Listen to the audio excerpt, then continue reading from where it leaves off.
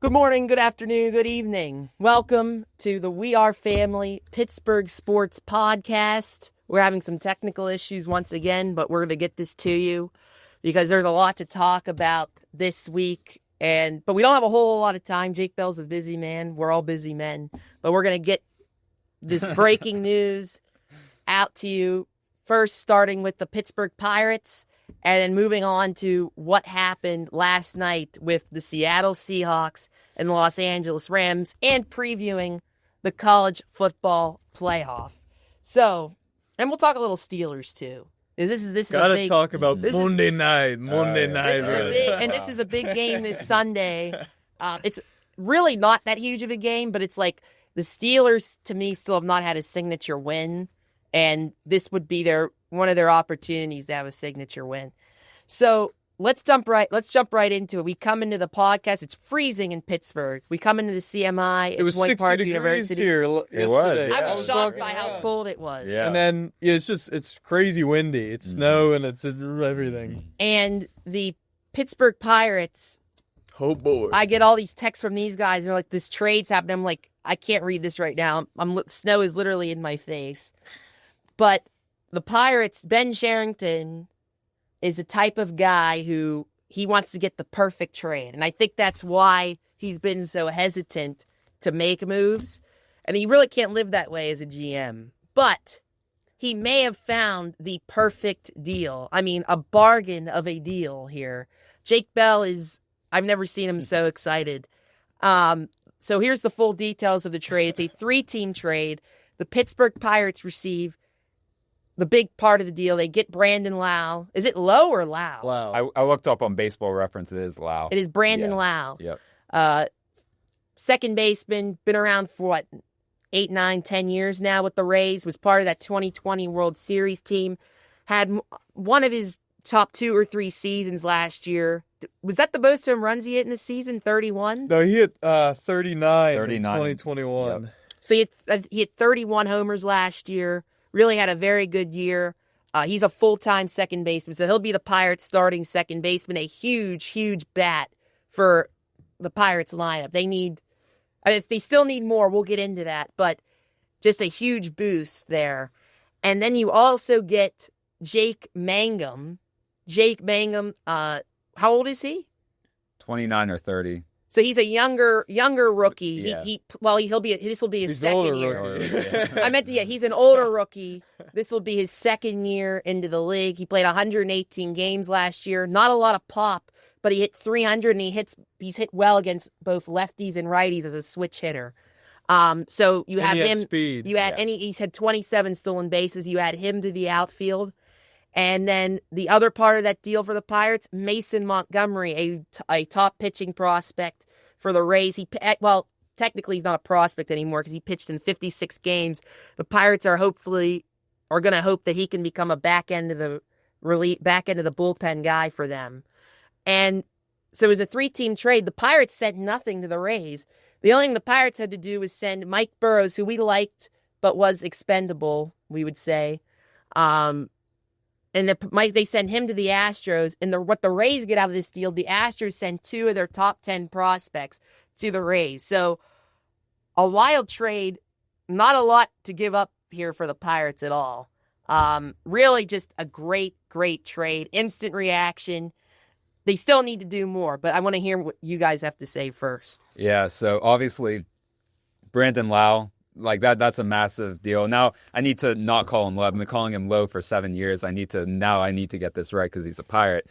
But Brandon Lau, like he adds instant power to your lineup. He would have led the Pirates in home runs last year by far, not even a question. So that's a huge get. But I do want to talk about the other guys too because we know how good Lau is. He's always at minimum an above average hitter, and he's usually a lot more every single year. But Jake Mangum, he's a guy that the Pirates really need. He's a guy that doesn't strike out very much. The Pirates have O'Neal Cruz, Brian Reynolds, Jack Sawinski, who will strike out more than once a game. Don't mention Jack Sawinski. He's got to be off the team. Yeah, he does. Yeah, but anyway, you have these guys who are striking out a ton. You need someone that doesn't do so very much. He provides speed. I don't care about the lack of power, to be honest, because we just need a fourth outfielder that can play good defense, that can sub in whenever O'Neal Cruz is facing a lefty, maybe he's in a slump, like stuff like that. Like I think he's going to be an important part. You need guys that hit for average and put the ball. Yeah, in you play. do. They need that as much as they need power. I agree. And they got both in this deal. Yeah, because he's not the type of guy that Cherington goes after. We all know Cherington's type. He likes guys with raw power that walk a ton, that also strike out a ton. So this is a guy that's completely different from what he usually gets. And I'm glad that he's making this move because the Pirates really need a fourth outfielder like this. They've tried so with guys like, G1 Bay, stuff like that, and it just hasn't worked out at all. So I really like this. And as for Mason Montgomery, I'm very excited about what this kid can do. Not many people remember, 2 or 3 years ago. In the minors, he had almost a sub-2 ERA with 170 strikeouts and 120 innings. He's a guy with so much of a power pitching potential. And I don't think they should try him out starting pitcher. They may entertain the idea. I would not. I keep him in the bullpen. To me, he's a short innings guy. And if the Pirates, if this pitching coach is the real deal, I have no doubt that he could become a lot better with the Pirates than the Rays. I'm very excited. The Astros got 2 prospects in the deal, Jacob Melton and I forget his name, the one pitching prospect. A lot of people are high on him. I'm not the highest on Jacob Melton. Honestly, this might sound weird, but I'd rather the Pirates get Jake Mangum, a proven MLB, or not proven, but you've seen them do well at the MLB level, than a Melton who struggled at the MLB level. In my opinion, he struggled in the minor league level. I think they sort of overrate him a little bit. But he was the Astros number 2 prospect. Yeah. Okay, and who was the other guy, number 7? Yeah, he was number 7. I forget his last name. If you guys could use your phones today to look up stuff, because today we're using my phone for audio. Let's see. Hopefully that will work. So the player is Anderson Brito. So apparently a lot of people are high on this kid. I don't really know. But for the Pirates, how can you complain? You're trading one major league pitcher who doesn't throw many innings. They usually take him out in the 4th inning most games, even if he's doing well. For 3 major league players that should make the opening day roster, all 3 of them. That I don't know how you can complain with that. I'm very excited. Could you look up Mason Montgomery's stats? Because I know he had 63 strikeouts in 46 innings. He had a high ERA. He had a very bad. He wasn't very good, but you see the potential's there. Yeah. And he's a left-handed pitcher too. We need left. Now they add. So now that's 2 left-handed relievers they've added now. Yeah. And what's our buddy's name? Gregory Soto. And now this young guy. And obviously we think Montgomery has the potential to be a back-end guy. Don't forget about Evan Sisk. I love Evan Oh, they still have him. Yeah, I forgot about that. They better keep him. They gave up Bailey Falter for him. Yeah. Is Bailey Falter still? Is he still on the Royals? I would assume so. I don't think they non-tendered him. I would have. I feel like that would have been we would have heard about it. Yeah. So. I thought. But yeah. I mean, on paper, this looks like a really good Pirates trade. I mean, you guys have said it. We've talked about it. My initial reaction was, "Wow, this actually happened." And not only that, but a lot of people have been saying when you deal with the Rays, especially like the Pirates, you're gonna get fleeced. Well, if anything, they didn't give anything to the Rays. Yes, they didn't give anything to the Rays, so there's not that opportunity. You can't be fleeced. Really. Yeah. Now, my concern with Lau is his health. I think that's the big thing for me. I've always said that because if you look, I think he played 130 games this past season, but he misses large chunks of seasons pretty frequently. So it'll be interesting to see how the Pirates manage him there. Obviously, you have Nick Gonzalez still on the roster as of now, who is a quality second baseman who, if there were to be an issue, could fill in at second base or wherever. I'd like to see him starting most days at this point with where the Pirates are at right now. Though they could still add people and figure it out. We'd like to see a more proven outfielder as well. That they bring in at least one. But initially, I mean, you like what you get. I mean, Mangum, I remember early last season when the Pirates played him, we're like, who is this kid? He was just hitting hit after hit. He was hitting some gap shots, and they're Steinbrenner Field there in Tampa. He was hitting it all over and he's just a pesky kind of hitter. That's what the Pirates need. And that's what the Pirates need, and that's why it was a great point by you guys saying, this is not a Ben Cherington kind of player. He doesn't walk very much. He doesn't strike out very much. But he gets... And now the issue, too, is, his on-base is a little lower. But he hits for average. And you want those kind of players. If he could up his walk percentage a little bit, that would be nice as well. But, I mean, I like the deal. And Mason Montgomery, we'll see. you like the high upside players. And as for Burrows, you guys said it. He's had a vast injury history. Obviously, having Tommy John surgery a couple of years ago, and I like Mike Burrows. Me we all too. do. Yeah. But you make that trade 10 out of 10 times, right? Yeah, exactly. With that opportunity. And so the question will be now, will the Pirates still entertain offers for Mitch Keller? And I don't think you really can at this point now. You've already traded 2 starters, but they've been talking about, there's been the rumors and everything, and it wouldn't shock me if they did. He's still owed a good amount of money, and it will say a lot to me if Cherington keeps Mitch Keller and continues to add in free agency a little bit or through trades, because you're bringing on that money and you're keeping that money for Mitch Keller. And you've just added $10.5 million. Wow, or was it 11? I think it's 11.5. 11.5 is the team option. Okay, which would be in 2027. Yeah, but there's a team option. There is, yeah. So he's owed $10.5 million now, guaranteed, no matter what. But next year there's a team option. I forget what the buyout is. But so Brandon Lau is technically, the Pirates could keep him. He's not a rental. Brandon Lau is not a rental. Not a 1 year. But rental, usually with the team options, you don't really use them. If they're going to keep Brandon Lau, they're going to sign him to an extension. Team, that's usually what. Usually, you're not going to hold somebody hostage. If Brandon Lau, I'm saying it's in the Pirates' hands. Yeah, it's not he's a rental no matter what. Yeah. They have the option to keep him if they want to. Mm-hmm. If they really try to, they can. Absolutely. And it depends on how. I think they're going to see how this year goes, and then maybe if he's doing really well in the middle of the year, maybe you start talking about, hey, we want to sign you here for a couple more years. But now he's 31, 32, 31. Wow. How old is he? 30, 31? Something like that, probably. So he's not old yet, but he's not young either. He'll be in his age 31 season. Okay. Well, this is a player that the Pirates can put in the middle of their order. Yeah. That's what this is about here. That's why you get a Brandon Lau. Now, regardless of position, this is a guy that they can actually put in the middle of the order and feel good about it. We've seen year after year here, there's been some cleanup hitters and even last season where it's like that's not a good 5 hitter. Yeah, that's not a cleanup guy. And so I think this immediately helps the Pirates, certainly. And obviously they can't be done here. This can't be the last of it, but I don't think it will be. So I think all positives right now. But there is a scenario where Lau gets hurt and Montgomery's awful, and it's just that the trade doesn't work out. But it's kind of a low risk trade. You're not because you're giving up You're only giving up Mike Burrows, right? And you're not giving anything to Tampa. So I don't really see a negative here from the Pirates. I like the trade, and I'm really shocked at how little it took to give up to get a Brandon Lau, to get a Mangum and a Montgomery. That's crazy to me. They got 3 players, 3 major league players, and one of them who could be an all-star potential. And I do want to kind of bounce off what you said about only giving up Burrows. I was checking my phone throughout this whole process, assuming the Pirates gave up another prospect or 2. I think we all expected that to happen. We didn't think that was the finished deal, that trade rumors and Ken Rosenthal said, oh, this is what is to be expected in the deal. We thought more was going to come out of this. But the Rays must really love these Astro prospects. If they're giving up those 3 guys, these guys have to. And the Rays know prospects. They do. And you have to think it's not our guys, so that's fine with me.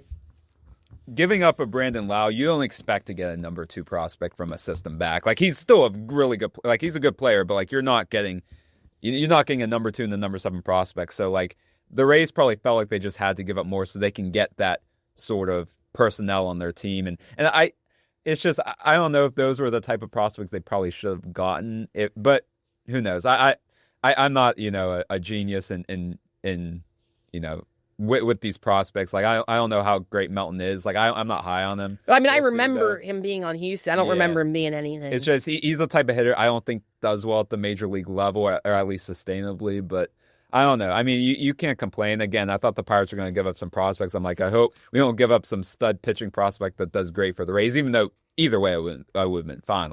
You can't complain about getting a major league bat. Yeah, I am puzzled at the Rays kind of return here. Yeah. Just because, especially they didn't get anything from the Pirates. The Pirates got 3 players from Tampa. Houston didn't get anything from Tampa. Yeah. But Houston and Tampa were Tampa's on the receiving end of Houston's, but it was just that's a fascinating trade. Will be interesting to see. And now, like, you're piecing things together here. Like, I have a feeling right now that Connor Griffin's going to be on the opening day roster. I mean, at this point, he might. And he very well might. If that happens and you get like another bat, you can start to dream a little bit here.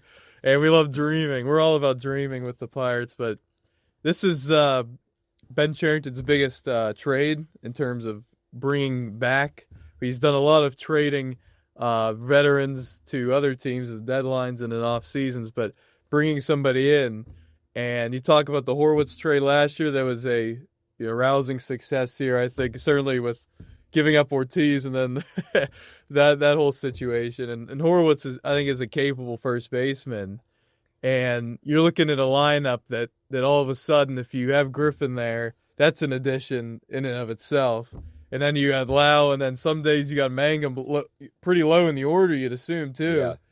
Like that, it's the lengthening of the lineup that is huge depth. For the Pirates. It feels like the Pirates are on the verge of having significant depth. Yeah. But they still got work to do, and that's what I want to talk about. But before I say that, I could make the argument that Houston got the worst of this deal.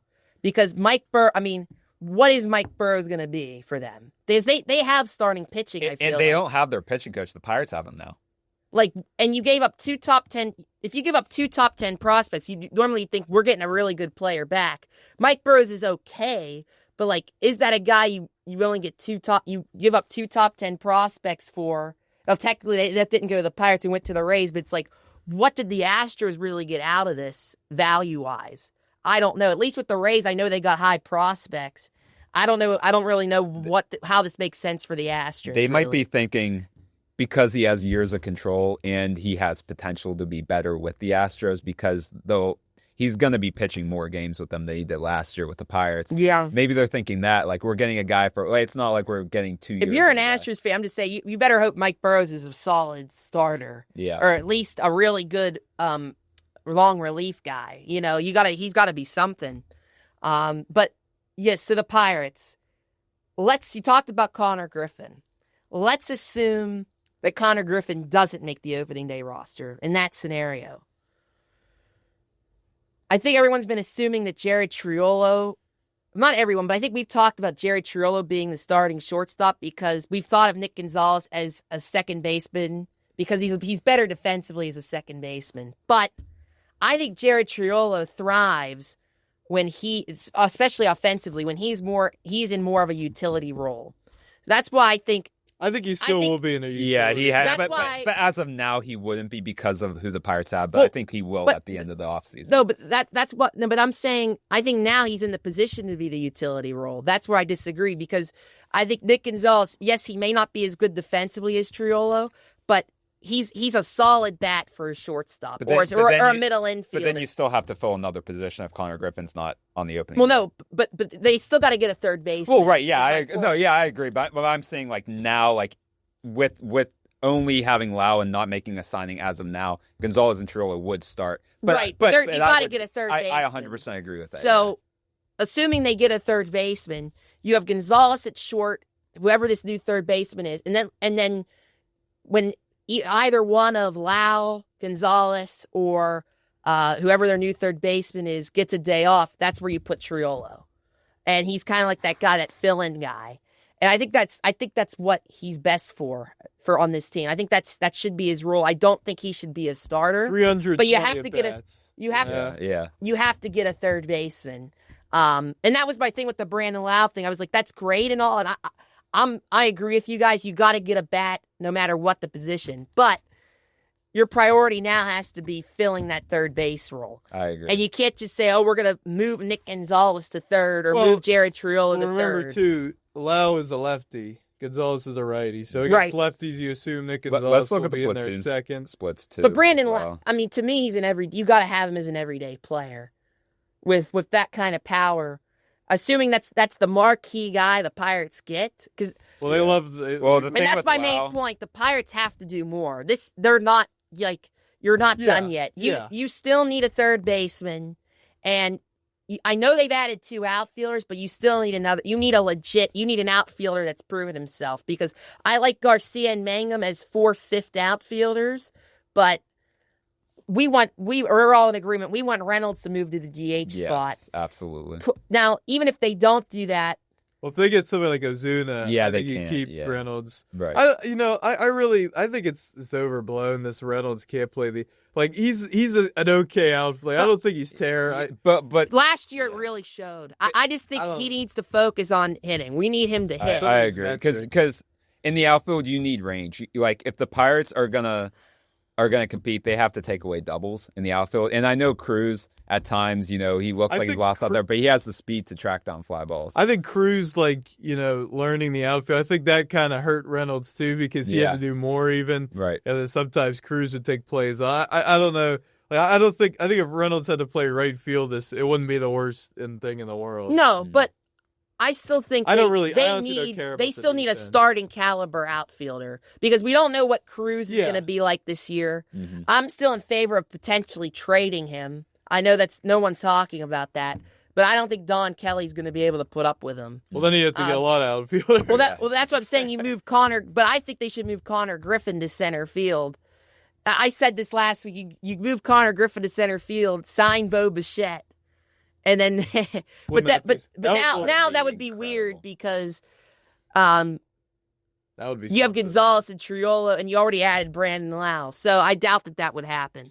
But maybe that's in a wild world. Maybe you trade a Nick Gonzalez for a starting caliber outfielder at that point.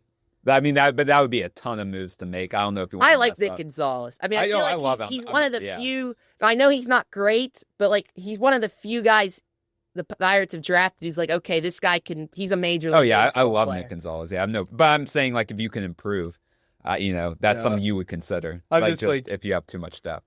For someone like him, who's he's an average hitter. That's what he like. But we don't have we haven't had a lot of. Yeah, you got to be average. He's not a great defender. I don't know. Maybe I honestly think he can be above average. I mean, last year he hit 8 or 9 homers. And he missed 2 months of the season, though. He missed 2 months of the season. He it was a down from the previous. But he hit that homer on opening day, missed 2 months of the season.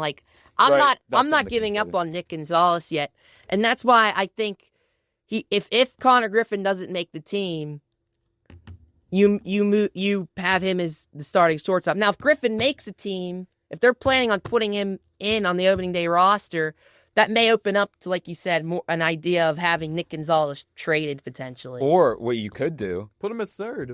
If not, or you put him at third. Yeah, you put him at third. If you can't get another outfielder, move Connor Griffin in the outfield. That's what I'm saying. But with all that considered, instead of having the situation where Gonzalez, Trillo, what you do with that? I think but here's the thing: the most realistic, I think. Because we're throwing on some wild ideas. Bring back IKF is what we're saying. No, we are not saying that. IKF. I think the most realistic, for $25 million. The most realistic thing for the Pirates, the thing that would make sense, you have Gonzalez start at short, you sign a third baseman, or make another trade for a third baseman. You have Triolo as the utility guy for second, third, and short whenever those guys need a day off, and then you platoon Gonzalez and allow it second if you want. And then you still got to get another outfielder. Still a lot of moving parts. They still need to spend or make another trade, and we got to be just because they made this move, that doesn't mean they're going to make more moves. We got to be what's the term? Cognizant of the fact. We got to be grateful for what we wish for. I don't know. I know this is a little off topic, but not really off topic. But with the Pirates, you could also consider, if you want to move Joey Bart, add another catcher too. I think that's something you have to. I think catcher is absolutely in the realm of possibility, because Henry Davis. I'm out. I love him. Sorry. I love him, but he's a backup catcher. He's going to be the backup. He'll. Who's the starting catcher? I have an idea. A lot of people hate this idea. You guys might hate this idea. I would, if he is not getting paid, if he's not being highly touted in free agency, I would consider the possibility of JT Realmuto. Yep, I agree. I like him. He can command a pitching staff. He's older. He's older. But if you sign him to 2 years, you're not risking much in that regard. You get a veteran catcher who's been in the playoffs, who's been there, done that. I know a lot of people don't like the idea, but if he can catch 6 days out of the week, Henry Davis. I'll take him over seeing Henry Davis strike out every game. Yeah, I'd have Henry Davis catch for Skeens, Romito catch the rest of the. I'd be okay with that, but the thing is, then what was the point of the David Bednar trade? What is the point? Oh, that's true. Our buddy. Yeah. But still, you can entertain the possibility of him. I forgot about Flores. You can platoon them with Horwitz at first if Bart still struggles. It's just there's we have a bunch of catchers, and none of them are we don't know what to do with. Yeah, them. but you can't think. You have to find ways to get the best out of what you can get, and I want them to see what Rafael Flores can do, but you can't just bank on the fact that he's going to be great because you want to justify the Bednar trade rather than actually getting a real upgrade. I just think we got to see I want to see what Andy Rodriguez can do. Yeah, I want to see what these guys can do. There's so many. That's the problem. We have so many catchers, but none of them are I think if you address outfield, you get a third base. I think you can live with an experiment at catcher for a while. I agree. Yeah, I would agree with that. Yeah, because you have one of you think one of if you're one of them's got to do something. Yeah. You would think. But then what do you do with Joey Bart? Is he going to go to first base? Do you trade him? If I don't know why they haven't tried him at first base. I've been saying this for a year. If the Pirates cheap out at DH and get a lefty that can only hit off of righties, I would platoon Bart at DH at that point. He's a guy that can hit maybe 300. like a Ryan O'Hearn. Yeah, but Ryan O'Hearn, he can do well against both. That actually works. To me, you still have to platoon Horwitz. He cannot have off of lefties. I'm sorry, and I know Lau can't either. But at least you can platoon Gonzalez at that there's point. There's still a lot of... So this is our point. There's still a lot of holes and a lot of question marks. So if you're a Pirates fan, you can't just say, oh, we're fine now. This, that is interesting. We have a lot of questions. Davis, Bart, Flores, Rodriguez. Who knows? But when is Endy coming? Is he coming back by spring training? As of now, he's the odd man out right now. Just because of his unavailability. It's just these injuries with him. We just don't know. And they were having him at first, remember too. He was taking reps in the. He was the opening day first baseman, right, Endy? He might have been. Yeah, he had some playing. Yeah, I think so. I'm pretty sure. Yeah, I remember. Yeah, but he got hurt so early. Yeah, he did. The season, they was just. Yeah, that's an issue, and that really hurt the Pirates. I think just seeing what do we have with because we know what we have with Henry Davis at this point.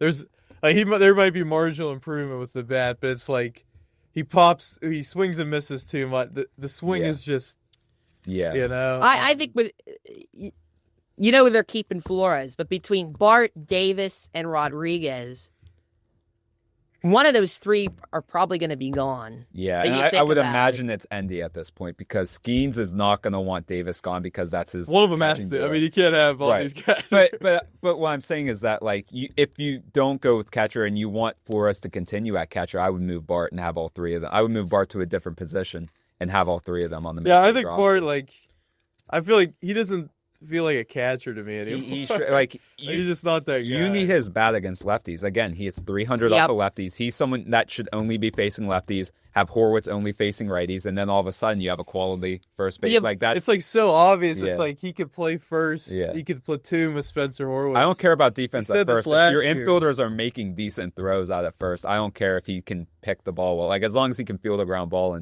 and catch a line drive from. I don't see if you don't get rid of Endy.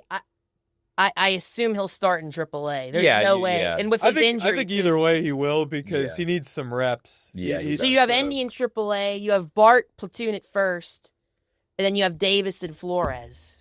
Yeah, that's what I would do. But who knows if the idea who knows if the idea of Bart platooning is in their mind. So if not, you can't have Bart, Davis, and Flores. You just can't. I would assume Flores would start in AAA. You keep Flores in AAA, but I think it would make sense. You either platoon Bart or you trade him. Platoon him at first or trade him. But they'd also consider Flores at first, too. That's also a thing. So Flores at the end of the season. I think Bart is the odd man out. And everybody but Bart is getting reps at first. Endy could be traded, or he's starting out in AAA. Mm-hmm.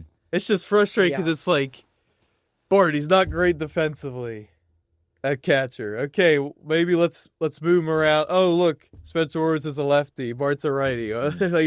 It's just and both don't do well at the same hand. You know what I mean? Neither of them hit at all well last year against Bart, that was the issue with. I mean, there was just nothing. Bart was such a disappointment last year. Like I just in my head, when I think of him, I see him swinging and missing at breaking balls from right-handers. It's just like I'm just seeing that. It's just I mean, there's still a lot.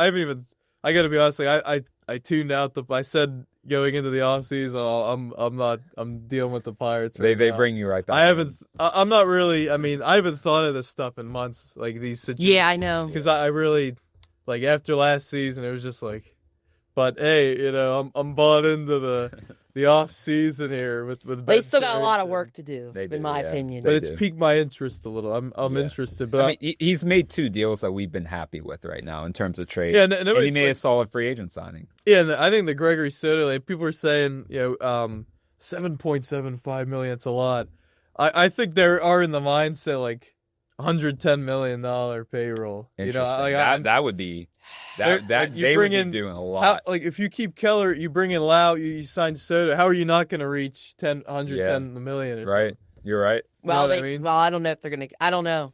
At least we're gonna let it play out. Yeah. I don't know. I just don't think money's as much of an issue as we think right now. Like I think they're aggressive right now. Like we'll see. We'll see what happens when the. But dust clears. I think it's going to be the next thing. Like, I just don't know if the Pirates this season can compete on the free agent market for these guys. I mean, when Jorge Polanco's getting 2 years, $40 million, Ha-Seong Kim gets $20 million. He's been playing all last year. But the good thing though is if you grab these.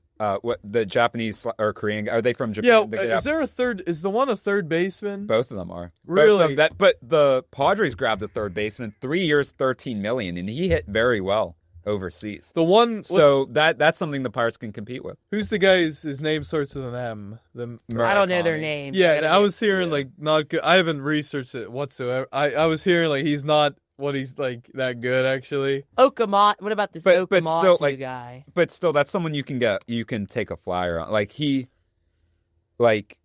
hit 33 homers and 140 or 33 homers and 500 at bats. I mean, he hit 244, but he did strike out a lot.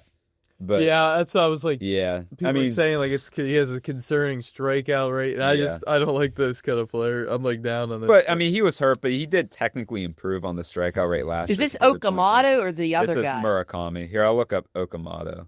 I think Okamoto's the guy. Kazuma. I have a feeling. I don't know. I mean, I have no idea. He would be more in the Pirates' price range. I do. I like Okamoto a lot. He doesn't strike out. That's a big thing. Let's get him. Like he struck out 36 times in 77 games. I assume he had an injury. Wow. Well, how many homers? 15 in 77 games. He had 27 the year before, 41 the year What's before. What's his like slash line? This past year, he hit 322, had a 992 OPS, got on base at a 411 clip. But that's in 77 games. Well, what about the year? Yeah, what about the year when he was? His last full season, played 143 games, hit 280, got on base at a 362 clip, wow. 501 slugging, 863 OPS. Wow. Struck out 97 times in 143 games. So that's the guy. Yeah, I mean, to me, he should be the number one priority because... No, I always hear the other guys. I don't hear this because his name. Well, it's because he's older and how old is he? Well, not older. He's 30. Like he'll be 30. We do not care. I don't care. No. 3 years, 18. I mean, he would be a great fit for the Pirates. You would the other guy got 13. You'd expect his strikeout numbers to go up. What other guy? Who got 13? Because he had like 56 homers, or the other guy for the Padres. Yeah. Let me look him up. Was he just like? I don't know anything about this. Because there's going to be drop off, right? Unless you're showing the Padres got some. I'd never heard of him, but they got him from the Padres. Also, nobody because he's from Korea. He's not from Japan. Sung Mon Song. He played for the same team, ironically, as Kiwoo Heroes. What's his name? Jung Ho Gung did. Really? Yeah. What's that team? It was the Nexen Heroes, and they went to Kiwoom. They're not Kiwoom. Yeah, the Kiwoom. Yeah. Yes. But he hit 26 homers in 144 games. Hit 315, 917 OPS. Yeah. 3 years, 18 million. Not even 13 million. No, I know. I'm saying let's give Okamoto, whatever is that. Yeah. I don't want to be disrespectful. I don't want to be disrespectful. Okamoto. I'm hearing his name for the first time. No, honestly, like Okamoto, I would be all in. If they got him, I would be ecstatic. We're all in. Assuming you would be patient with him. I'll pay him myself. But wait, I need to remember, if he's a lefty, that would work out well. For 3 years, 13 million for the Padres guy. Like he's a righty. 3 years, $18 million right now. Yeah. Take it or leave it, buddy. No, but what was I saying? Nobody talks about the Padres re-signed Michael King last night. $75 and nobody's mil. talking about that. I didn't hear about that. 3 years. Yeah. I was locked in mil, on yeah. Seahawks. Now it's Michael King friendly. He must not have been getting the offers he wanted to because there's opt-outs after this season and next season. Yeah. Oh wow. There's an opt-out after the season, so it's so that's the Padres. They get this Korean guy. Yeah. And Michael King's only owed $4 million this year. Yeah, the issue with him is his injuries, and he's been really good, but he gets hurt a lot. He did with the Yankees and now with San Diego, but there's some things happening right now. There's some things happening after the winter meetings. Still some big names out there, and we'll see what's. Before we move on, I have one thought, and then we do need to move on to what happened last night with the Seattle Seahawks and the Los Angeles Rams. Sea chickens. The sea chickens. Oh, you can't be disrespectful. No, just Andrew McCutchen. What is going to happen there? What is our feeling on this? To me, I love Kutch. I appreciate everything he did for us. It's at the point where he can't be your DH. It's just, to me, if you do want to bring him back, he has to be a very limited role clubhouse guy. He should be brought back, but he's like the 13th. How is 12th, 13th? With all the guys we got, here with this bang, we've already added 3 guys who we think are gonna be on the roster. But and they're young. he can still be okay. When you put it Yeah, and now with Lau, you get some bigger names. You still need people who are that could play in the field, and Kutch doesn't play in the field much anymore. Right. Even though I think he can, it's just a tool on him. Mm-hmm. I don't see how he's fitting in, but I don't see how anything's fitting in right now. There's still a lot of there's a lot talked about that. But there hasn't been much noise about it. He's coming back. He's coming back. It's gonna happen. Yeah. He tweeted something a month ago, and somebody saying Kutch is not coming back. He was news to me.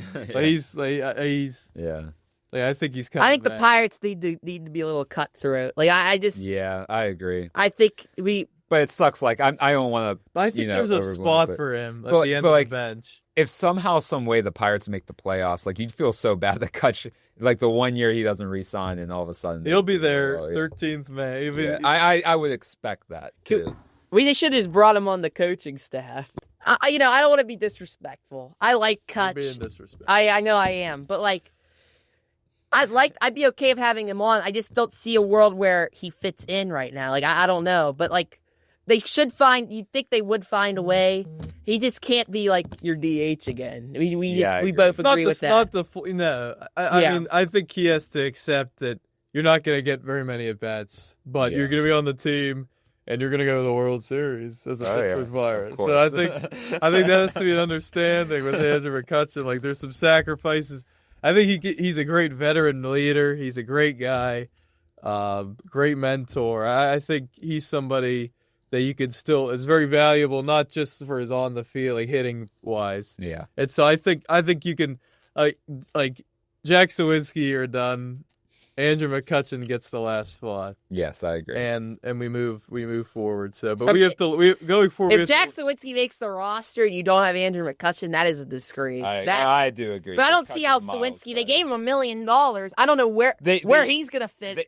They're using this as sort of an option because he doesn't have options left. But you'd assume that if he gets DFA'd, no one picks him up, and then he stays. He should have been in this Brandon Lau trade. You can go imagine. What is the obsession with him? We're done. This experiment is long over. Yeah, I know they got rid of Bay. They put Peguero's. I think he's still with the Pirates. I don't know if we talked about this. I was upset. This is the one thing I been upset about this offseason. Why would you get rid of Dauri Moreta? He's overseas now. He's going to be in Korea or Japan, one of the two.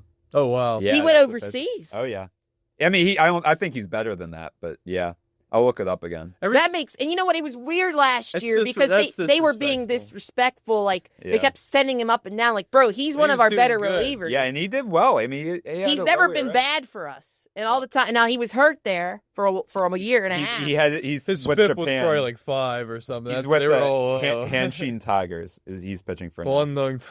That's sad. Yeah, he's a major league pitcher. I don't care. I agree. No, I 100% agree. I mean, at least Chase Sugar better than Dario Moreno. No. Like no, and I like Chase Sugar, but Sugar. What's but his, no. What's his FIP? What is was FIP? 3.68. What the hell is FIP? I'm just saying, like expected, these. That's like these secondary. Like what's expected? But the numbers are what they are. But in 2023, his FIP was way better than his ERA. It was 2.93. I think like he brought some mojo. The big bank. I would miss that.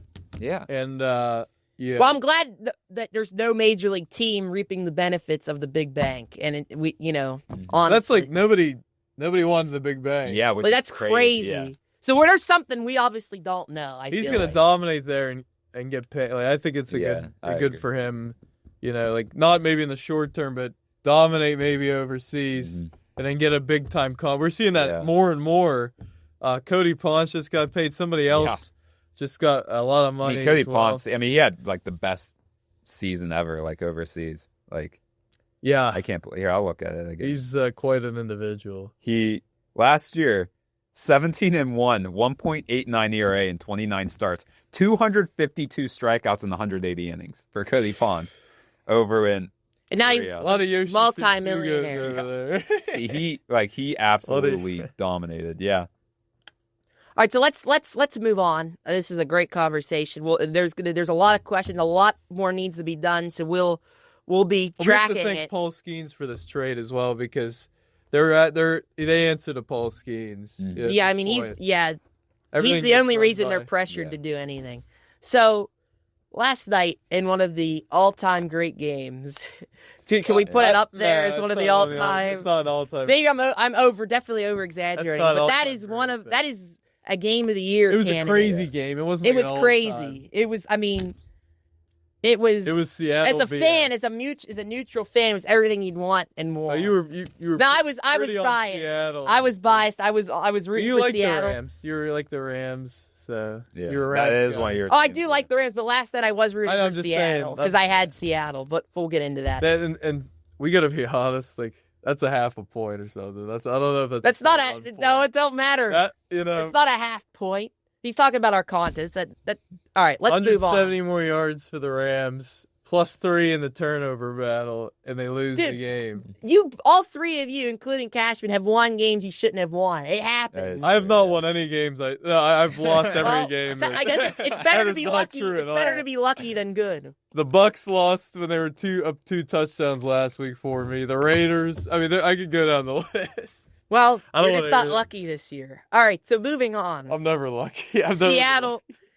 Seattle was down 30-14. I mean, the Rams were just running the ball. What an idea by the Seahawks in the second half. Maybe we should throw it to Jackson Smith and Jigba. Yeah. Maybe we should throw it to the their first half. I mean, they clearly don't trust Sam Darnold. Like, specifically against the Rams. Like, and I get it. I came out of that game, like, lower on Seattle just because, like, I was like that defense, like it's been so good, but they got smoked. Gashed. They had like the fourth quarter they were good, but other than that, like the Rams got Stafford. I mean, Nakua was running wide open, and they were doubling him. Kanate Mumfield 3 catches. Yeah. Shout out to him. What's his this? But the Seahawks, as bad as they look, like I mean, the Rams were the better team, but they won the game. And this is one of those years, it's just a weird year. You got to be on your toes every minute of every single game because the game changed in 3 minutes. It was 30-14 with 9 minutes left. The Rams were doing whatever they wanted on offense all night. Sam Darnold was seeing ghosts. The only thing that kept them in it was a couple big plays by Kenneth Walker. That was the only reason why it was a 16-point game instead of touchdowns. Yeah, the Rams got screwed by the refs early on. They had to settle for a field goal. Did they say that? I didn't really because the ball's at the half-yard line. He was pushing the guy into the end zone. It's not like he ran out into the end zone. That shouldn't have been. No, well, all I know is that was it Sterator last night? Whoever the TV official said it shouldn't have been a foul. So I'm not an expert on it, that specific call, but it shouldn't have been a foul. So they got screwed there. But, yeah, and there were 3 other instances they settled for field goals in the red zone, which is why Seattle lost the first time, because Seattle was the team in their first matchup that was moving the ball actually better. But Sam Darnold kept throwing picks, and they kept in the red zone, they kept screwing up and having to settle for field goals. But still, the Rams had this game in hand. And with 9 minutes left, Darnold's going down the field. You're thinking, okay, they have a chance to make this a one-score game. He throws that interception to Kobe Turner, the D lineman. He had a great game. He was excellent. He popped out into coverage. Did you see they were showing he was doing like the piano for the Thursday night? I love that. That's so hilarious. Love the musicianship. But so you think the Rams have the ball. Okay, they go 3 and out. Because they ran it twice. It was 3rd and 6, incompletion. And special teams. And this is actually a recurring theme for the Rams in their losses. I want to actually look at all 4 of their losses. We'll get into that. Philadelphia. But Rashid Shaheed, arguably the most dangerous return man in the league. You kick it short to him with momentum. He literally ran under it and just boom. He cut inside and went down really the sideline. Mm-hmm. Like, he is a machine. Then they get the 2-point conversion. Okay, it's 30-22. All of a sudden, Rams go 3 and out again. It was like those were the only 2 possessions really where they the were Rams getting pressure on Stafford. Those were the only 2 possessions where the Rams, or maybe 2 or 3 possessions of the night where the Rams had a difficult time on offense. The fourth quarter, the Seahawks defense was really good. They stopped the Rams 3 straight times. Right, but other than that, I'm saying they had a field day. Oh yeah, I mean, but that's all it can take sometimes. I mean, 30-22. But then here's where I'm getting at with the special teams. Another bad punt, which set them up around like the 40-45 yard line of their own Seattle's own 40-45 yard line. Play action, the tight end breaks open. It's as easy as it gets for Sam, who was struggling, but that was as easy as it gets. And then that fluky. That was one of the craziest 2-point conversions you'll see. Yeah, I did. Yeah. They call it a backwards pass. There should be a rule. Like, you shouldn't be able to advance. They should just blown it. Like, it was done. You should be able to advance a backwards pass. I don't understand that. As the offensive team, he was just sitting there in the end zone, and then the Seattle player just like picked it up. And Charbonnet picked it up. He had no idea he was picking it up. He had no idea. He was just picking it up to pick it up. Yeah. And that's when you kind of knew, like, there's some freaky kind of crap going on. And then the Rams tonight. missed the field goal. Mm-hmm. The kicker was like dominant. Well, but that's where I'm getting at. Their special teams, and their 3 of their 4 losses this year, their special teams has cost them. This is a team that the Rams look so good. Now their secondary at times cannot be that great. But they're a tough defense. They're the best offense in my opinion in the league. But this is a team that should not have 4 losses.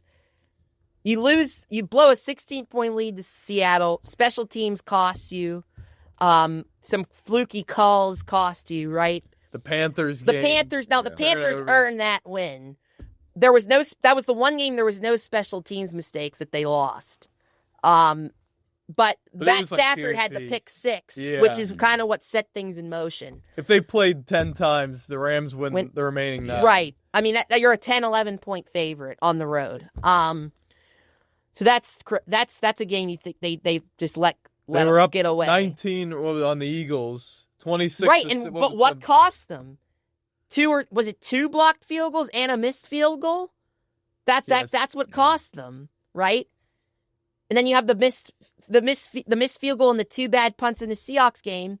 And then the San Francisco game on Thursday night, they were 8-point favorites. They should have won that. San Francisco had no.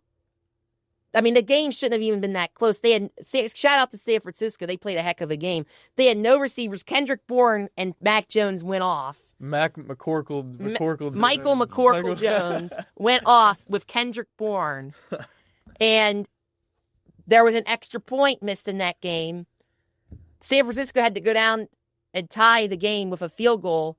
They would have had to score a touchdown if not for that missed extra point. So in 3 of those 4 games that the Rams have lost, it's come down to special teams. And so they're probably not going to win this division now, because even if Seattle were to lose, you think Seattle, whoever they play next week, they're going to beat. But then they play San Francisco. They let's just say they lose at San Francisco.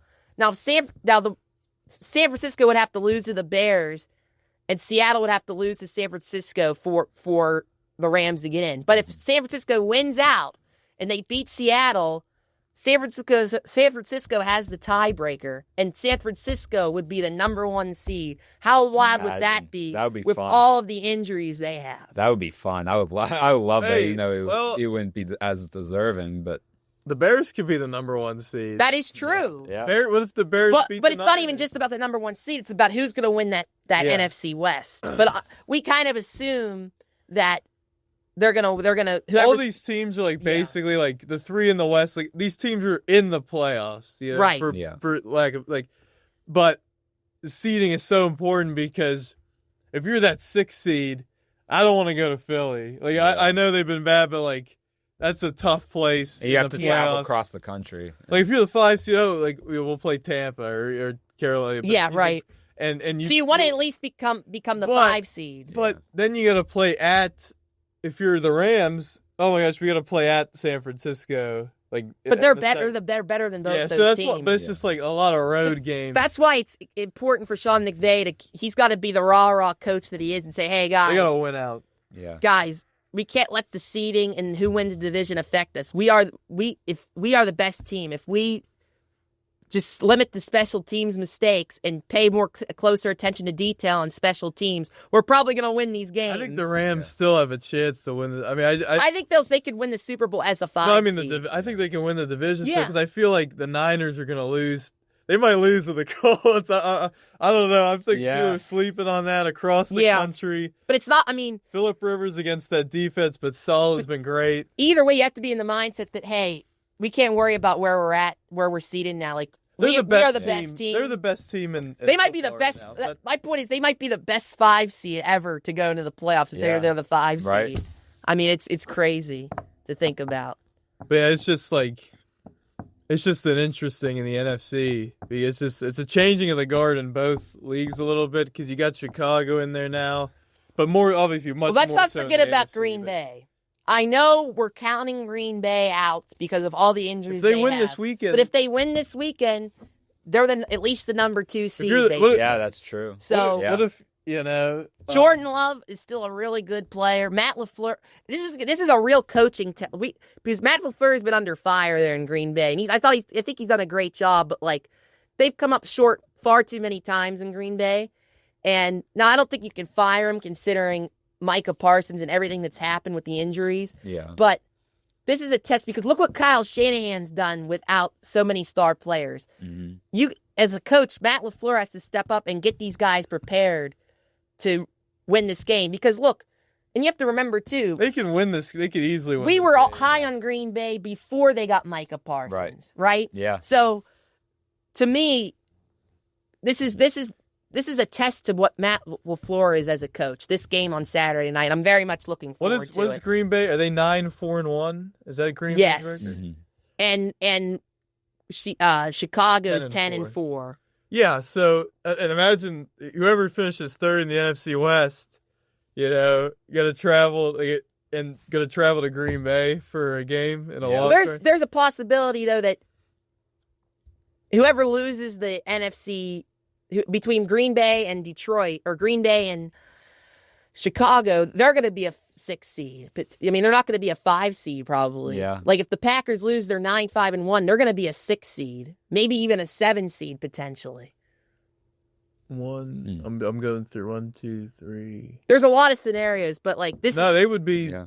They'd be a 7 because. Yeah. Because those 3 teams in the West would probably finish with a better record. So this is a huge game for both Green Bay and Chicago this weekend. Huge. Yeah. But here's the thing. If Green Bay wins a division, or whoever wins a division, and let's just say Chicago wins a division, Green Bay's the 7th seed, they're going to play Chicago again. Wow. Yeah. So both these temes might end up playing Chicago's each other again. Playing with either a lot way. of house money this year because everybody had them 7-8 wins. Mm-hmm. We want to see Caleb Williams play better, but they're a legit team. They can run the ball. Talk about Ben Johnson completely transforming an organization right now. Right. That's incredible. Every game. He's arguably the best hire in a decade. Right. every game they win post game, he rips his shirt off and he's just going crazy. Yeah, I mean he is a Dan Campbell guy, so yeah. He feels more reserved, like he's locked in, like on the sideline, he looks serious, and he just after the game. But there's a lot of moving parts here, and it'll be interesting to see what's going on, especially in the AFC too. Like we got to talk about Denver as a serious Super Bowl team because nobody wants to go play there in the playoffs, and they just went toe to toe with Green Bay with Micah Parsons. I think here's the thing. I think I think it just took the air out of them when Micah got hurt. I don't know if I think Green Bay would have won that game because they were up 23-14. Like Denver has been very, very lucky when Micah went out. Huh? They were losing when Micah went out. Yeah, but like it just took. I don't know. And then Christian Watson got hurt. Look, I'm not taking any credit away from Denver. Like they keep winning. That's an impressive win. It is. I mean, at this point, we have to admit, like, this is a legit team. But, like, they have been very, very lucky. But, look, Kansas City was very, very lucky last year. Won all these one-score games, and they made it to the Super Bowl. So, like I said earlier about our picks, it's better to be lucky than good sometimes. Not that Denver isn't good. Denver's very good. Their defense, the key is Bo Nix. When Bo Nix is playing good football, this team's hard to beat. Well, for me, looking at the Broncos, they've looked more like a legit team as the weeks have gone on. They've gotten better. In my opinion. Yeah. So it's good that they've won lucky because now they don't have to like just fight for a playoff spot. They're already in, and now they're getting hot at the right time. Now they're in the driver's seat for the 1 seed. Yeah. And home playoffs all the way up until the Super Bowl if they make it. So, there's some huge games. I think New England. Let's talk. I was just thinking Buffalo and New England. Yeah. New England plays ball. We'll talk about Baltimore in a second, but New England. Lamar Jackson, the yearly flu late in the season, missing practice. We'll get into them, but New England was up 21-0, up 24-7 at half. Yeah, You're thinking this Buffalo team once again. But that last drive before half by Buffalo was huge. Like you could feel the momentum shift, and then they get the ball. But still down 17 at half. Buffalo, you're thinking this team, they're just so fraudulent. But and I think they are. I don't think they're that great of a football team. But they can win the AFC. They could win the Super Bowl because of Josh Allen. And you're not going to have Mahomes in the way. That's their big. They just see everything just seems to go wrong when they play Mahomes. He's not going to be there. Lamar probably isn't going to be there. Even if he is, you're probably not going to face him. Well, I mean, if they are a 5 seed. But like they've beaten Lamar each time in the playoffs, so they're not scared of Lamar. This is a less than 100% Lamar Jackson, and he's in right. And so Buffalo, even though they aren't the best team and they don't have the best coach in the AFC at all, like Josh Allen, he's Superman for a reason, and this is the year he can be Superman and just take control of what's his, take what's his. I still think New England's going to win the division, though, because they have the tiebreaker. In New England, especially like. But if they lose to Baltimore, then things get interesting. Yeah, but they play like Miami and the Jets at the end or something. Okay, New England. Yeah, and the Dolphins already benched Tua, so that's a. So if you're New England, the fact that you jumped up on Buffalo and gave them a run for their money when it was more of a must-win for Buffalo. Like, yeah, it was crushing. You lost that game. You could have clinched the division. You could have been more in it for the 1 seed. But that was a huge, huge win for Buffalo and saying, hey, Josh Allen is going to take over games for us. Like because he, in the beginning of the year, it wasn't quite right, but like, even with not a good receiving core, he's still making it happen. And you also have to give credit to James Cook in that running game because he has been excellent, but it's on those two guys. But this is the year they can do it. This really is the year. Yeah. And as for New England, like, the AFC should be afraid of them going forward because this is year 1. Like, they spent a lot in the offseason, but there still were a lot of deficiencies, especially like Stephon Diggs at this juncture is not a wide receiver 1. And that was glaring in the second half when the Bills are coming back. The Patriots aren't a team that's going to have these huge offensive, outputs. They're just not that explosive. I mean, Hunter Henry's like their best. Like, he's really good, but like these receivers, you don't trust. I just don't trust Boutte. Yeah, in a big spot. Like I think it was Booty. I think it's Boutte. No, it's not. It's Booty. They literally say Keyshawn Booty. I feel like it's Boutte. No one has ever said Boutte. He's a Louisiana guy. It's Boutte. Let's get confirmation. I swear it's Boutte. I've never heard an announcer say Boutte. They say it's. I think it's like. That's. So, Pro Football Reference pronounces Keyshawn Boutte. Booty. Yeah. So I like Boutte. I think it's more respectful. Well, that's not his name, so. But anyway, I just like in a big spot. I don't trust him or like Stephon Diggs. I don't think this is the year for New England. I really don't. But like, if they win a playoff game, like it's with how many games they've won, it's a successful year. I think even if they're first, kind of like the Bears. I think they're New England. You could compare New England and the Bears, both second-year quarterbacks. There's still some holes, like Chicago's defense. I think Chicago and New England's defense, there's holes, right? Drake May in the passing game can be a little weird sometimes. Well, to me, and they both haven't been there. No matter what, for the Patriots and Bears, this is a success. I mean, right? It's just you were in a horrible situation the year before, and all of a sudden you're in the playoffs, and very much so early-ish in the year.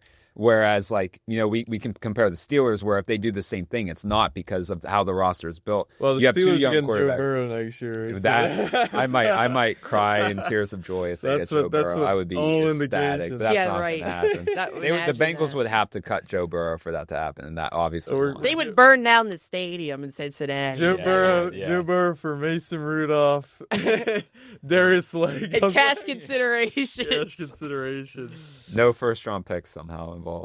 But yeah, no, New England, I think this is a great year. Like I just think like in a big moment, like Drake, like the difference between Drake May and Bo Nix this year is Bo Nix had that experience in the playoffs last year. I think that was valuable. I think Drake May, I think this is gonna be really valuable for them. But I just think you saw it at the end of the game. He wasn't completing those passes. He was inaccurate. The Bills were up in the pressure. It just kind of got to everybody. They really haven't been in that situation. They've played a lot of bad teams. They've had an easy schedule. But they beat Buffalo. They've had some. And wins. they were up big. But I don't think that was a bad loss for New England. Is my point. No, I don't. No. But still, I mean, they could have easily not progressed and then lose these games. Like they could be like not that great of a team. So like it's just I don't know. You know what's crazy? They found their running back. Henderson was excellent. They lost to the Raiders in Week 1. Yeah. Well, then they lost to the Steelers. And ever since, but like I don't think that's a bad loss for New England, and it's a huge win for Buffalo. Yes. Like Buffalo. Yeah, because Buffalo now is in the driver's seat for the 5 seed. Right. And you're going to play the Steelers or the Ravens, and you're going to win. They're going to win either one of those. They're going to win. And that's why, like, if you're a Steeler fan, like, if you're a Steeler fan that thinks, they can win a playoff game, you would want, the Chargers to keep going and or some one of those teams to keep going and play them because that would be the quote-unquote easiest. The Browns are coming. They're going to beat the Bills this weekend at home. That's who they play, the Browns. Wow. I'm taking Shadur this week to throw for 500 yards against this. Again, 500 is more realistic than 700. I'm not going to pay Shadur did not have a good game last week against the Bears. I was watching that. He was all over the place. Yeah, I think I may have jinxed him. I think it was cold, and he was. Yeah. He had some nice runs. He showed his pocket like escapability, but. It'll be interesting with Stefanski. It'll be interesting with John Harbaugh at the end to see if the Ravens don't win the division. It'll be interesting with Sean McDermott if they collapse again in the playoffs. Yeah, because even though they're like, you have to prove your worth as a coach here. Like, what if they lose to the Steelers? You're done. That's like, we're going to coach is fire. Like, you can't lose. Bro, if the Steelers are somehow winning that game, there's going to be a ref show for the Bills because they don't want Josh Allen out of the playoffs as I spin the audio for no reason. And they want Aaron. We want Aaron and the Void to go deep for ratings. Aaron's a ratings wonder. But anything else with the NFL right now? Well, let's talk about the Steelers in Baltimore real quick. So Baltimore, what a win by Pittsburgh, and it's a different team. Yeah, it is completely different. So, if you look at the Steelers' wins, they haven't beat anybody good. Let's be honest. They beat the Ravens fluky. Now they beat the Colts when the Colts were 7-1, but now the Colts are basically not making the. They beat Carson Wentz. What else do you want from us? So he's Super Bowl champion Carson Wentz. Like this weekend is an opportunity. They beat the Jets. Dude, even if they don't win this weekend, at least you gotta be going toe to toe with Detroit. Yeah. But this Steelers defensive front, without Herbig, without Watt, has to step coming up. Back. I think Harmon's going to be coming back. He's going to have to step up. But you still lose a pass, like a true pass. You have to stop the run. Jack Sawyer, You have to stop the run like they did against Miami. But this time you're facing a Devon Achane type and Jahmyr Gibbs, he's better than Devon Achane. And you get David Montgomery. And if you don't get pressure on Goff, he's gonna tear us up. And I know our secondary's been better, but Jamison Williams, Amon-Ra St. Brown, they have so many weapons. And since Dan Campbell has taken over the play calling, they've been second in total offense. So the Steelers' offense is going to have to take advantage of opportunities. They're going to have to match the Lions in scoring. Right. I don't see how the Steelers stop the Lions. I don't see how this. That's what I'm saying. I think the Steelers' defense has to step up because I just don't trust Arthur Smith to get into a shootout with the Lions. They can't win that way. Yeah. I don't know. I mean, unless the way they put up 28 against Miami was encourage because it was dry. But Miami's defense, Miami's defense shut us down for the first half. They were playing well for a while, and then they just started kind of missing tackles. But they were tackling great in that first half, but yeah, it'll be tough. You can't afford to start slow. I just feel like, you can't afford. And it just always seems like with Arthur Smith, we either have a really great first half and then we do nothing in the second half. And this past Miami game, we did, like the Baltimore game, the Chicago game, we started great in the first half, not so great in the second half. This Miami game, not great in the first half, second half. So the Steelers need to put together a full game offensively, and I just don't. I don't know. And you want to see Jaylen Warren be able to run the ball better too, because there's been a lot of questions. Gainwell, though. I know, but he's been 5 yards a carry. Yeah. He's supposed to be the RB1, and he had the illness, on Monday night, but wasn't great. And you just want to see a little more. They really did run the ball well consistently, and we have to give a shout out to Dylan Cook, this new left tackle. Yeah. Now you're facing. He faced Bradley Chubb last week. That's a real test. But now you're getting a bigger jumping competition, having to go against Aiden Hutchinson. And then the week after that, Myles Garrett. Oh, wow. He's going to try to get the sack record that day, too. So. And then the week after that, Jack Jones and this Baltimore Ravens pass rush. The Ravens have 22 sacks this year. Myles Garrett has 21.5. That's insane. Well, the thing is with this, it's also a bad spot for the Steelers because the Lions need this more than the Steelers. Yeah, I just don't see a scenario where the Steelers win this game. No, me neither. Like honestly, unless it's just like everything goes wrong for Detroit, and this is just like a Kansas City thing where it's just not their year. Mm-hmm. And but they've been a better team than Kansas City. I know, and they've had the toughest schedule. That's what I'm saying. Like just like everything goes wrong or something. I mean, if Detroit was in the AFC, they're easily a playoff team. Well, you're looking back and you're like the Thanksgiving against Green Bay. You're looking at some of these games. They've had some games, get away from them. They were leading the Rams at halftime and deep into the third quarter as well. So they're a playoff team. It's just like it would be unfortunate if they missed. We were joking, like assuming San Francisco doesn't win the division, like if there was a committee in the NFL, you'd take San Francisco out because of all their injuries and how easy their schedule is, and you put the Lions in because they're playing SEC caliber competition. We want the quality losses. We want the quality losses. A lot of quality losses in the NFL. I want to finish up the NFL on Baltimore because they play New England this week, right? They're favored, which I don't understand. Yes, they shut out Cincinnati, but to me, that Joe Burrow and that offense was on quit watch. Lamar still looked off. He didn't throw the ball at all. Like they just ran the ball it was not as good of a win as the score indicated. I don't think their defense was locked down by any means. It was just a quit watch game by Cincinnati. And now you're facing New England, and then next week you're facing the Packers. Now, assuming the Steelers lose to the Lions, they only need to win one of those games. And the Week 18 matchup against the Steelers will be for the division. No matter what, it's for the division. Mm-hmm. Like, no matter what happens. Well, no. If the Steelers win unless the Ravens lose their next 2 games. That's what I'm saying. I think there's a world where the Ravens do, but I think it's gonna happen. Personally. I do think it's gonna end up coming down to that Week 18 game. I think this is actually a good spot for Baltimore at home. The Patriots just had a heartbreaking loss. I wouldn't be surprised if Baltimore won this game, but just the way they've been playing all year, you shouldn't have much confidence in them either. And so that's why I'm saying if the Steelers do beat the Lions, I'm sorry, it doesn't matter if the Steelers beat the Lions. If they beat Cleveland and the Ravens lose their next 2 games, right? So it doesn't matter if the Steelers beat the Lions or not. But so you're out on Baltimore. You think Baltimore is going to lose these next 2 games?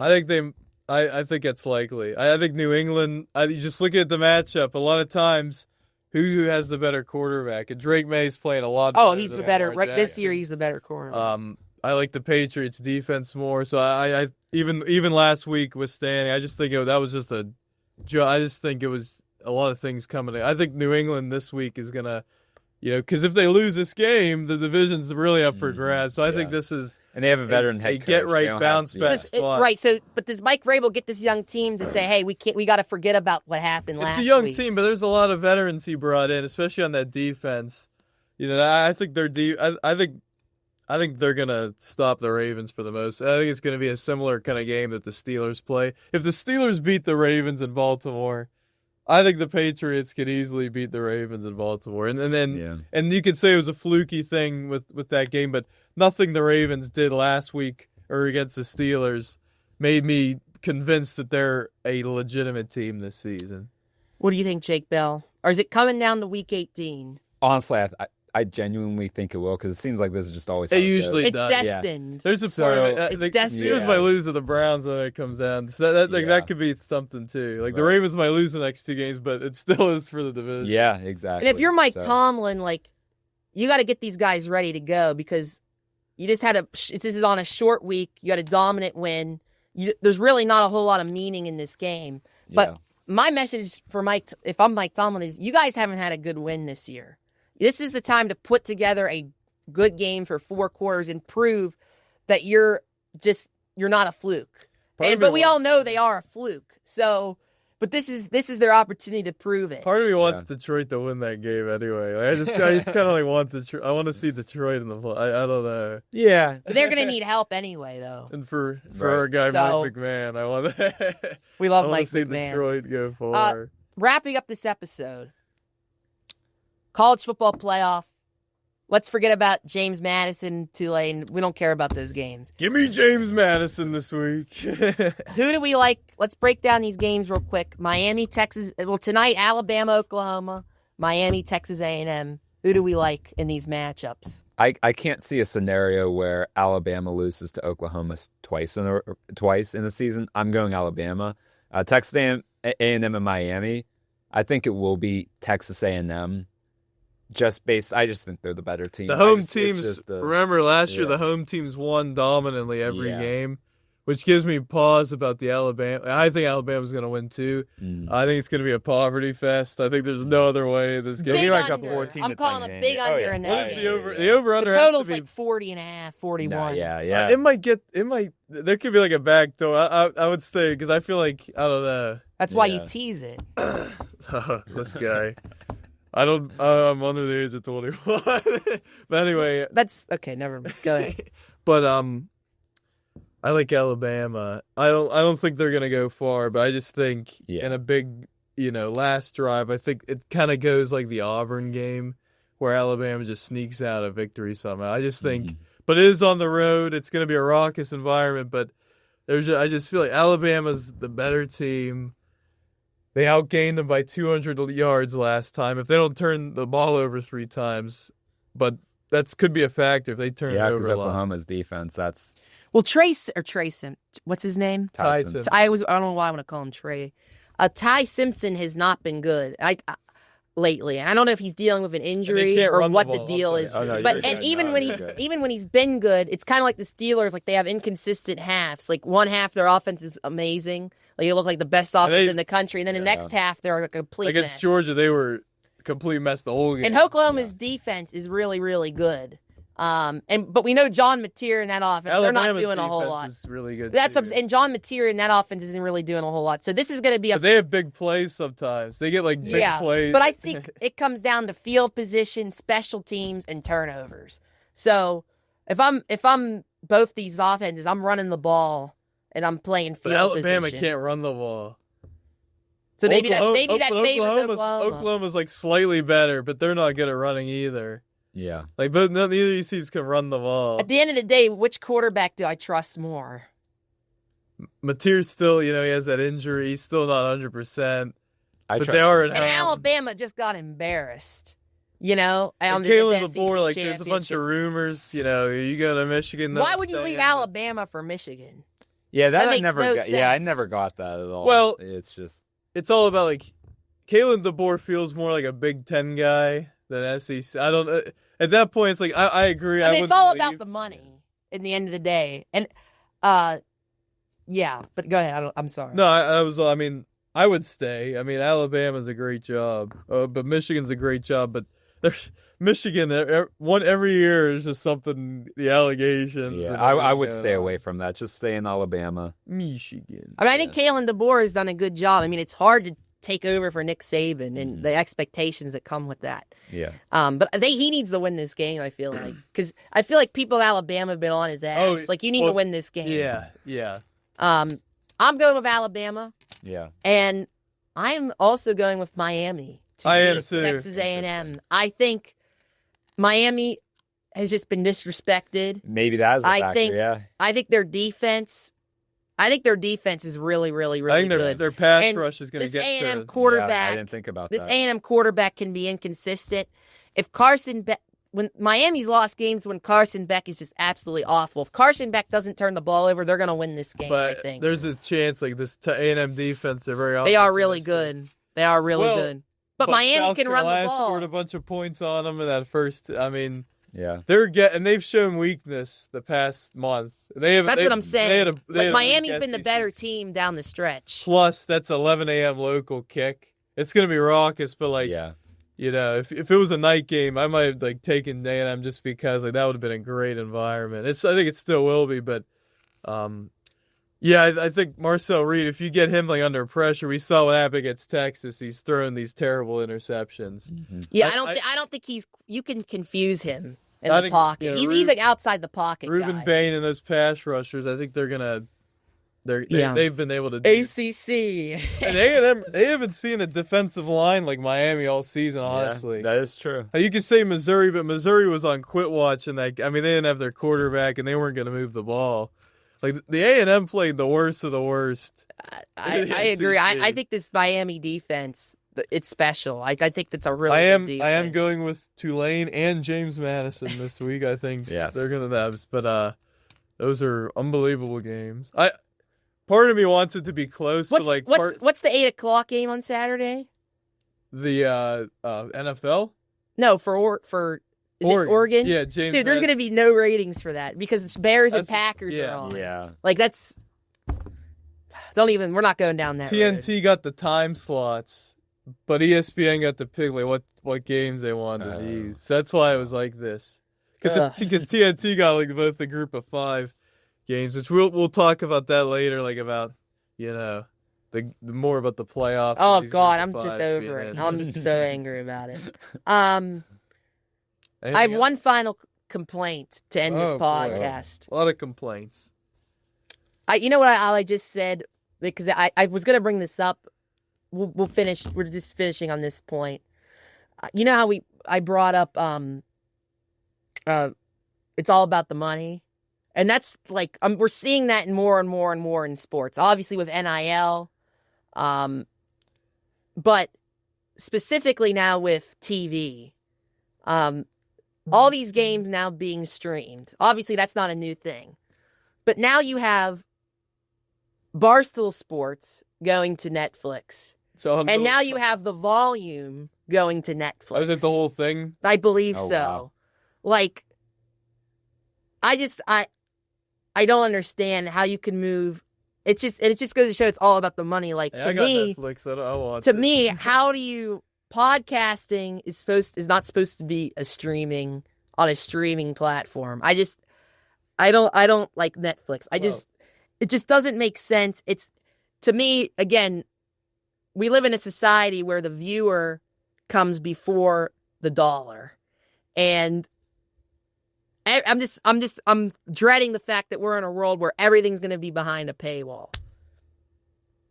Yeah. I don't know how you guys feel about that, but it's just like, yeah, it's just there needs, and now the Oscars, I don't watch the Oscars, but the Oscars, that's like one of the premier, outside of sport, that's one of the premier events in the United States, right? One of the premier shows for over 50 years. And now you're moving that to Netflix. Everything's going to it's going to YouTube, which honestly is fine because there's no paywall there. Yeah. But like the fact that everything's like, there needs to be a law implemented to me where because eventually the Super Bowl is going to be on Amazon Prime. Like there has to be a law where certain events and certain things have to be limited to mainstream television. Like, so that people can have access to it. I just don't. Mainstream, like, television, it's going away. And it's sad. I think it's sad. There is some hope. I mean, people are like, a lot of people with the YouTube TV thing, it's like, oh, geez, I got to get this and this and this. Whereas with cable, I could just pay for it, and I get all the stuff. You know what I mean? Right. So that's where, so it could come back to bite them a little bit, but that's where we are right now. It's unfortunate, but yeah. All right. Thank you all so much. Really great episode, guys. We didn't really plan this because we didn't plan what we were going to talk about because we were having all sorts of technical issues. Hopefully the audio sounds okay. But thank you so much for watching. Go check out our TikTok, X, and Instagram. All of our shorts with our picks this week. I'm already 1-0. Got that lucky win with the Seahawks. Cashman, I'm right behind his tail now. I'm coming for Cashman. But Merry Christmas, and we'll see you next week virtually. We actually got this in person somehow. Yeah, we weren't expecting that. Merry Christmas, everybody. Yes. Stay safe out there. We'll have an episode next week, I would highly doubt. Yeah, that's true. Yeah, I'll be there. That's right. Yeah, so I think in a couple weeks in the new year. Happy New Year then if we don't see you all. Yeah. All right. Peace.